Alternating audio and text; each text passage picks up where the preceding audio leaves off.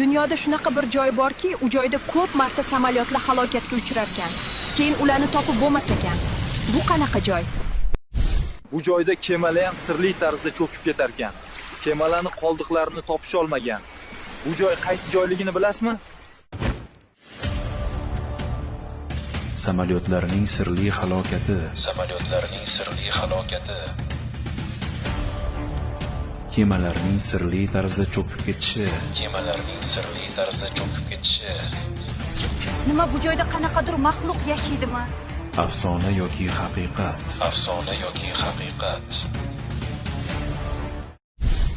Bermud uchburchagi.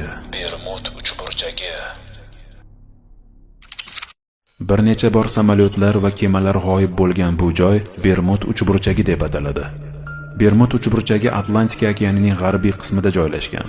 U AQShning Florida shtati, Bermud orollari hamda Puerto Riko orollari orasidagi hududda joylashgan.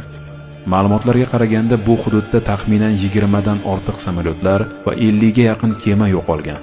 Yo'qolgan samolyotlardan eng mashhurlari Flight 19 edi. Bu samolyot 1945-yilda AQSh dengiz flotiga tegishli bombardimon samolyot edi. Shu samolyotlardan 5 nafari Bermud uchburchagi hududida izsiz yo'qolib g'oyib bo'lgan. Qiziq tomoni, ana shu samolyotlarni qidirish uchun yuborilgan samolyotning o'zi ham hududda g'oyib bo'lgan. Samolyotning qoldiqlari ham topilmagan. 1918-yil USS Cyclops AQSh dengiz floti yuk kemasi ichida 306 nafar kishi bilan izsiz g'oyib bo'lgan. Hech qanday kema parchasi yoki jasadlar topilmagan. Mana shu ikki hodisa Bermud uchburchagida sodir bo'lgan mashhur va ko'p tilga olinadigan hodisadir. Eng oxirgisi 2017-yilda Puerto Rikodan Floridaga uchayotgan MU-2B samolyoti Bermud uchburchagi hududiga kelganda radar ekranidan yo'qolgan. Samolyotda 4 kishi bor edi. Ularning jasadlari va samolyot qoldiqlari topilmagan. 2017-yildan beri Bermud uchburchagida katta yo'qolishlar sodir bo'lmadi. Nega bu joyda samolyotlar, kemalar yo'qolib qolaveradi? Nima bu joyda qanaqadir maxluq yashaydimi? Qanaqadir sir bormi?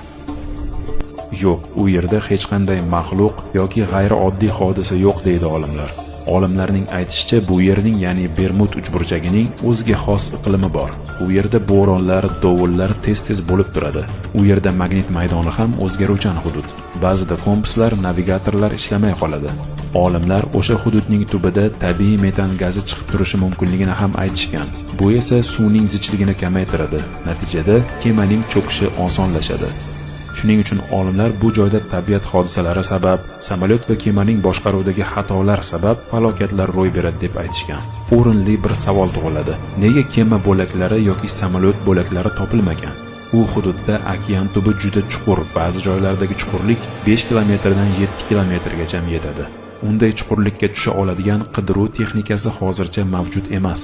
Undan tashqari bo'ronlar va suv osti relyefi cho'kib ketgan samolyot va kema qoldiqlarini boshqa uzoqroq joylarga surib yuborishi mumkin.